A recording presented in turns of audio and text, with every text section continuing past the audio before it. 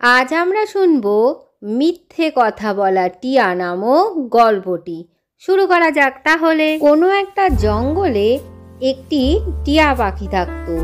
তার অভ্যাসই ছিল বাড়িয়ে বাড়িয়ে মিথ্যে কথা বলা। তার নাম ছিল বকবক। জানো আমি আজকে কি খেয়েছি?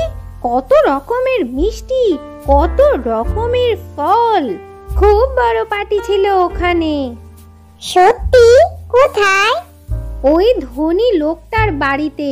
আমি বলেছিলাম না, উনি খুব ভালো ভালো উপহারও দেন। তখনই সেখানে একটি কাক এসে হাজির হয় এবং বলে, এতটা বাড়িয়ে বলো না বকবক, এই পাখিটাকে বোকা বানিও না। আমি তোমাকে সকালবেলা শুকনো লঙ্কা খেতে দেখেছি, আর তুমি এই গাছটাতেই বসে খাচ্ছিলে।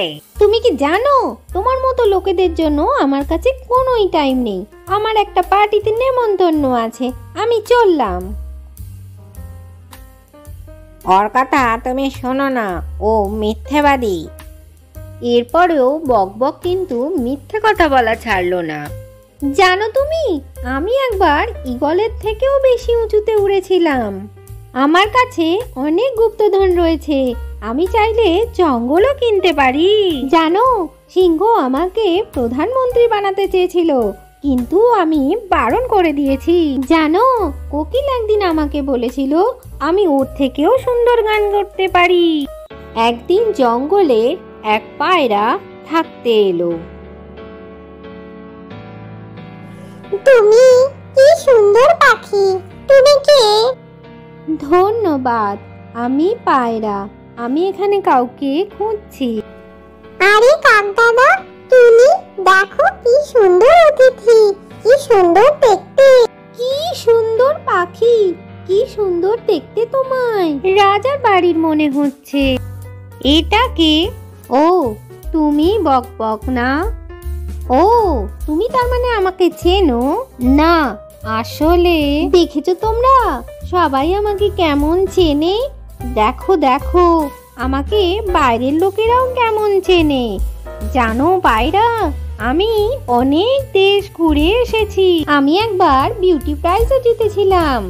কিন্তু আমার কথা, আরে আরে শোনো শোনো, এখনো শেষ হয়নি। আমি খুব ধনী পাখি, তুমি জানো, এই জঙ্গলের সবচেয়ে ধনী পাখি। তুমি আমার কথা শুনবে কি? ছেড়ে দাও, ফিরে চলে এসো। এটা ঠিক হচ্ছে না, ওর কাছে তো আগে থেকেই সবকিছু আছে। উনি কি বলতে চান? সেটাই তো তোমাকে বোঝানোর চেষ্টা করছি। আমি রাজবাড়ির চাকর।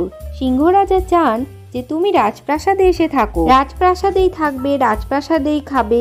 কিন্তু মনে হচ্ছে উনি ওনার সিদ্ধান্ত বদলে নিয়েছেন।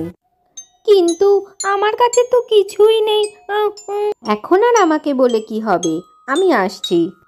হা হা হা হা, মিথ্যে কথা বললে তার ফল এরকমই হয়। হা হা হা হা।